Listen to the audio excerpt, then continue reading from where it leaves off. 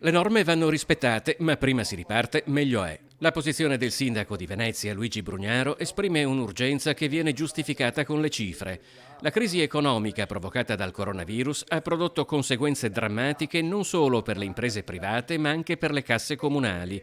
Dopo questi 2 mesi di stop, a Cafarsetti mancano all'appello già 115 milioni di euro, cui si devono aggiungere i deficit delle società partecipate, dove la parte del leone spetta senz'altro alla mobilità. Il gruppo AVM conta già 100 milioni di euro di mancati introiti. L'appello, quello che sto cercando di fare io, è convincere il governo che è importante proteggere l'unità locale, il comune, anche quello piccolo, tutti, perché abbiamo avuto degli ammanchi giganteschi. La gente che è in difficoltà, chi ha chiuso le attività, non ha pagato, non pagherà le tasse.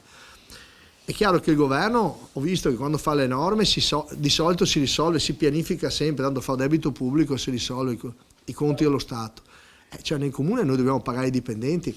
Brugnaro chiede l'istituzione di una commissione d'inchiesta parlamentare per capire cosa sia accaduto in questi 2 mesi e fornisce altre cifre, a partire dai risultati dei 1500 test sierologici effettuati al Palasport Taliercio sui lavoratori di categorie sensibili. Su 9 di fatto che hanno entrato in contatto con la malattia sono risultati 0 tamponi positivi. Questo è su 1500 persone molto esposte in questi 2 mesi e mezzo. Questo è il risultato che ho visto io con i miei occhi, che vi do. Ecco, non sarà tendenza nazionale, non sarà niente, questa è la realtà.